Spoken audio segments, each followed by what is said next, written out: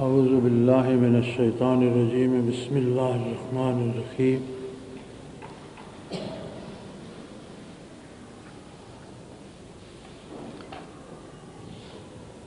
اللہ کریم نے دنیا کو بہت خوبصورت، بہت پرلطف، بہت دلچسپ اور بڑا ہر دل عزیز بنایا ہے۔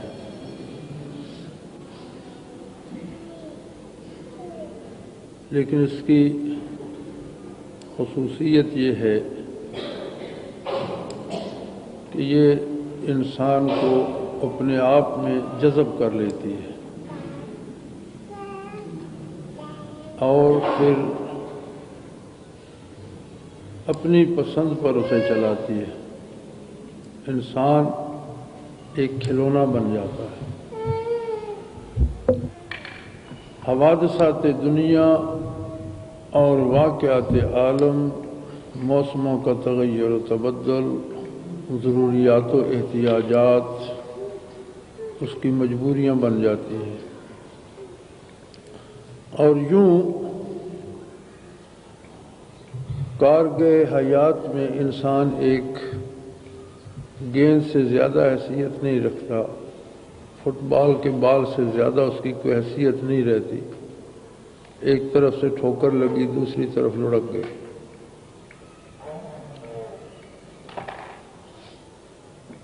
اس لیے کہ دنیا پر کوئی کسی انعام میں اللہ نے نہیں بھیجا، آزمائش میں بھیجا ہے، امتحان میں بھیجا ہے۔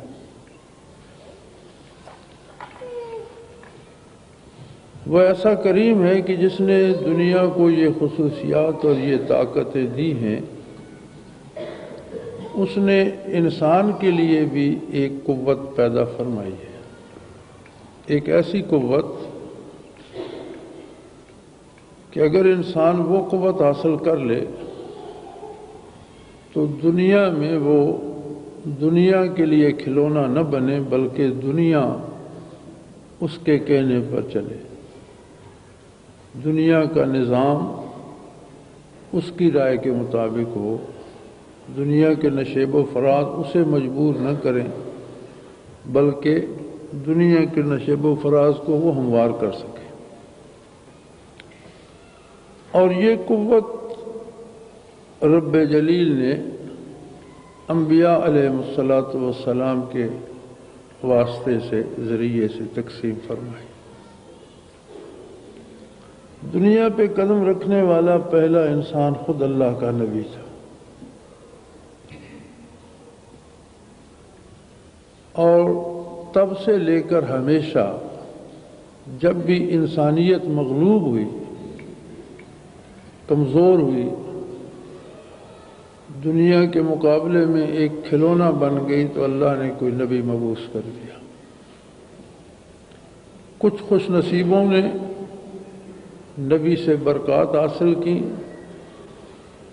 اور ایک ایسا انقلاب پیدا کر دیا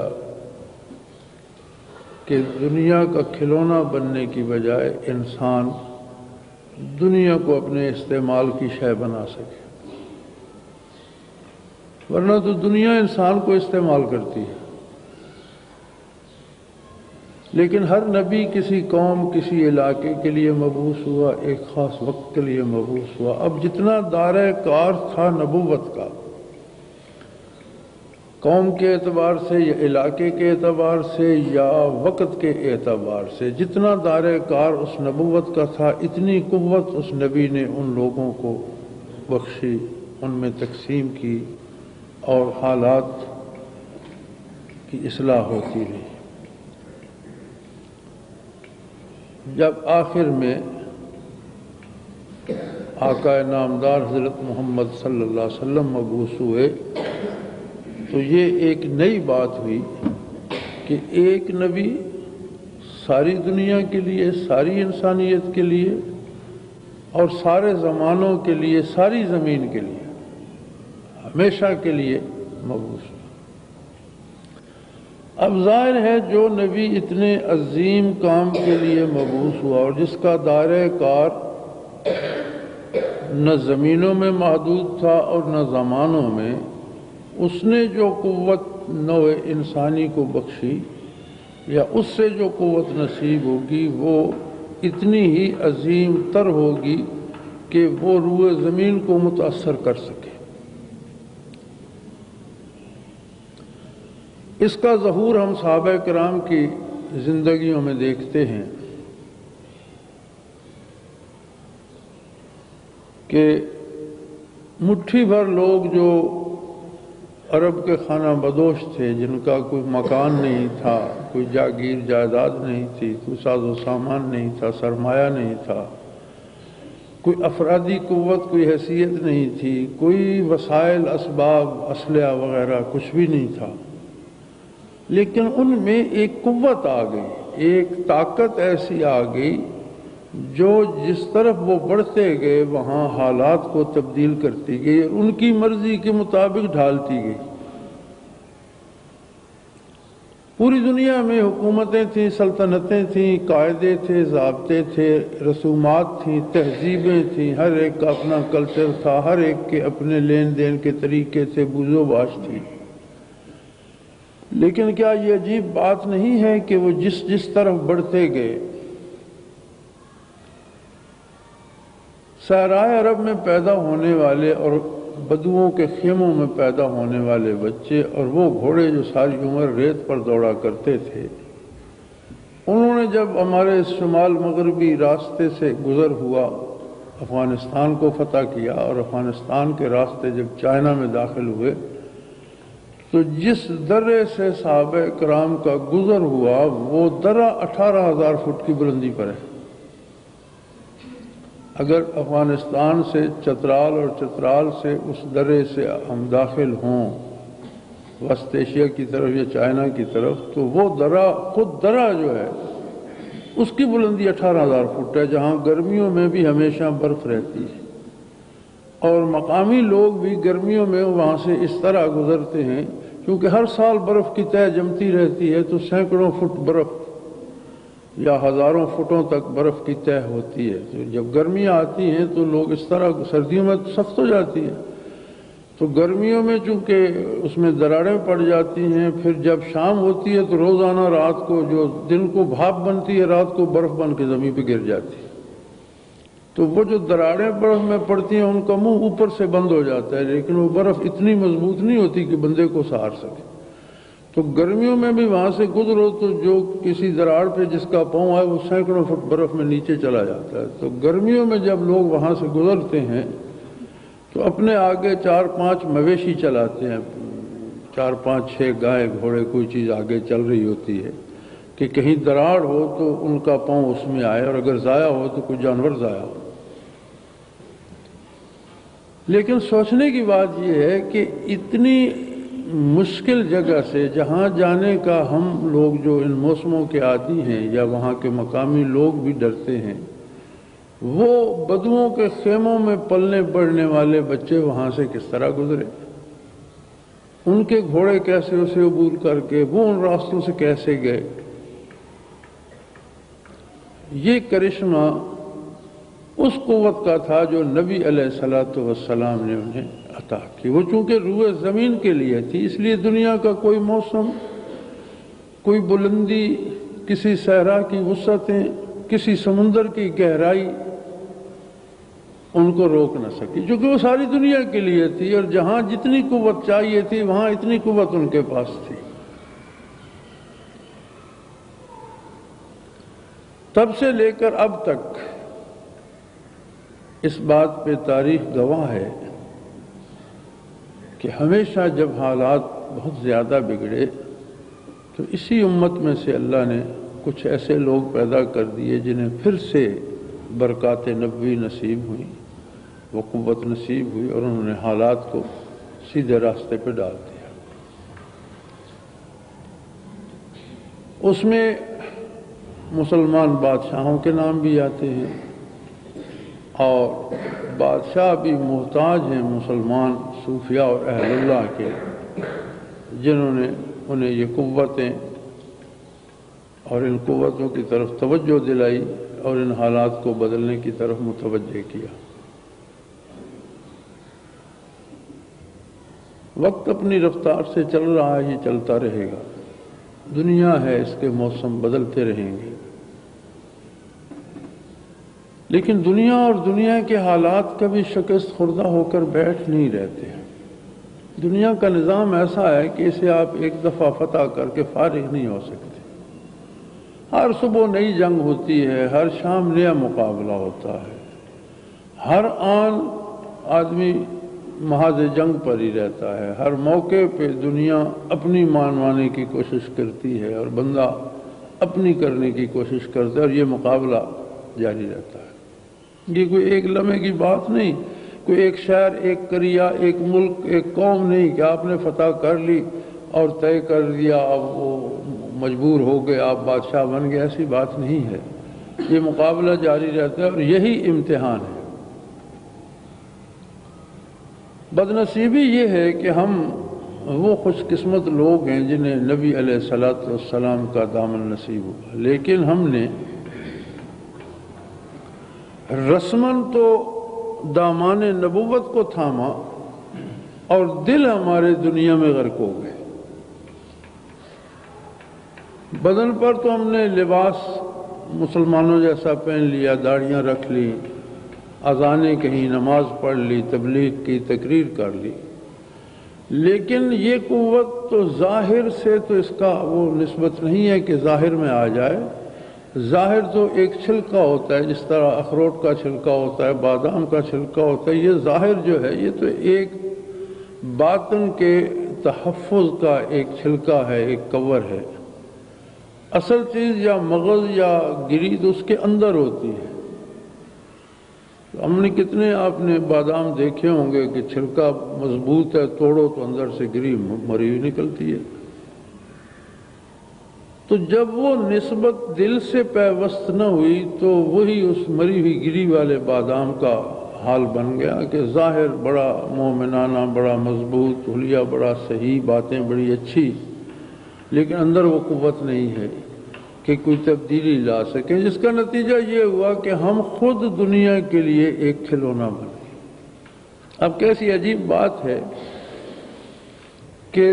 دنیا کا کافر خود تو دنیا کے لیے کھلونا ہے اور مسلمانوں کو اپنے لیے کھلونا سمجھتا ہے۔ دنیا کا غیر مسلم جو ہے وہ خود تو دنیا کے ہاتھوں میں کھلونا ہے، حالات عالم کے ہاتھوں میں کھلونا ہے، واقعات عالم کے ہاتھوں میں کھلونا ہے، اپنی خواہشات کے ہاتھوں میں کھلونا ہے،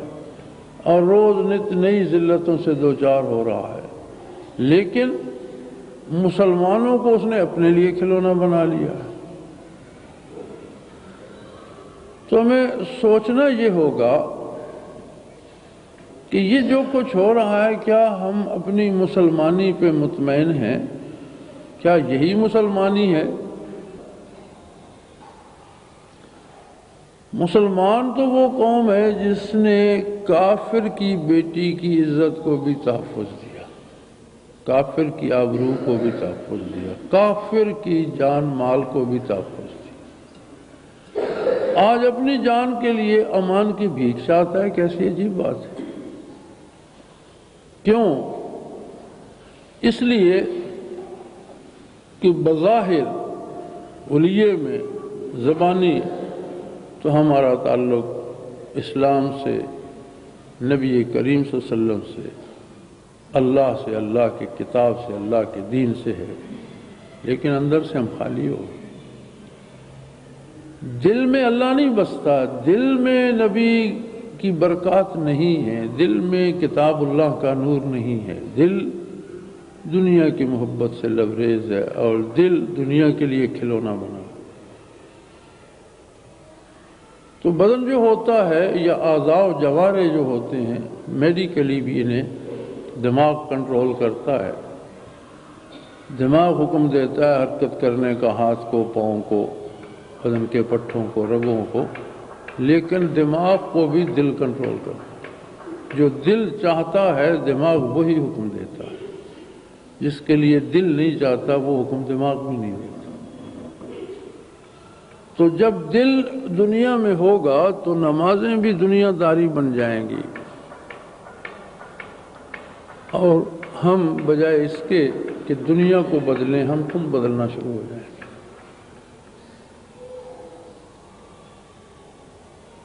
لیکن الحمدللہ ایک حد تک اب یہ احساس مسلمانوں میں پھر پیدا ہو رہا ہے، اور وہ ہمارا کمال نہیں ہے، وہ نظام ہے رب العالمین کا، جو کہ آخری نبوت ہے، آخری کتاب ہے، اسے ہمیشہ رہنا ہے۔ تو وہ کچھ لوگوں کو ضرور توفیق دے گا جو پھر اپنے آباد کریں گے، اور اس روشنی سے پھر جہان آباد ہوگا۔ یہ تو رہے گا، قیامت تک رہے گا،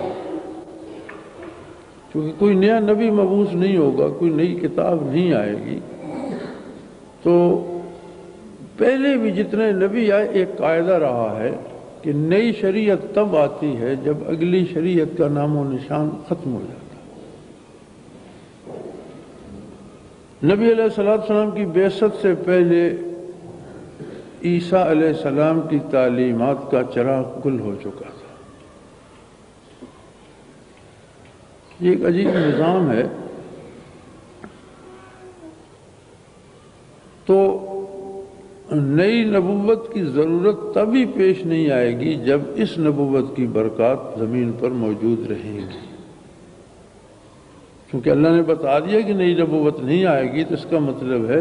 کہ اس کی ضرورت ہی پیدا نہیں ہوگی۔ اسی نبی کی اور اسی نبوت کی اور اسی دین کی برکات زمین پر ہمیشہ رہیں گی۔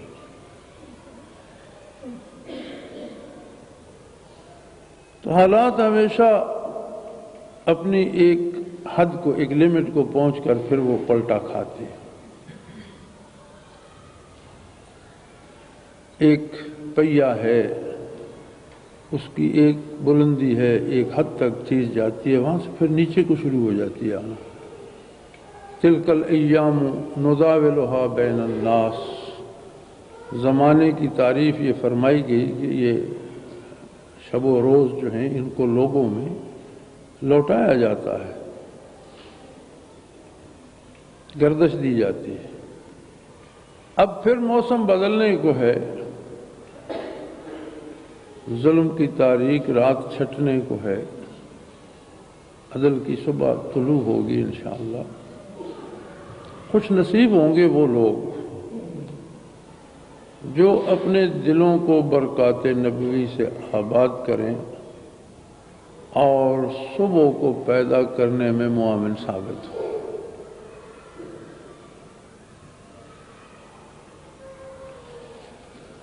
بہت سے ترک جنگ آزادی میں شہید ہوئے، تو علامہ مرحوم نے کہا تھا کہ اگر عثمانیوں پر کوہ غم ٹوٹا تو کیا غم ہے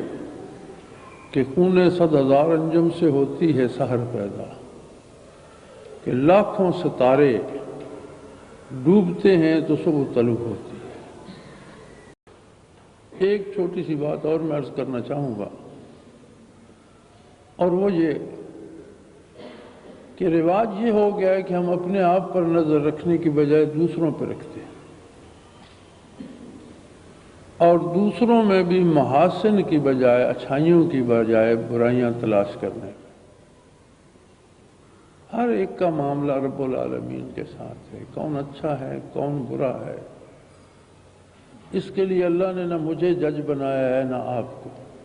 اپنی کوشش، اپنی محنت تعمیری کام پہ رکھے۔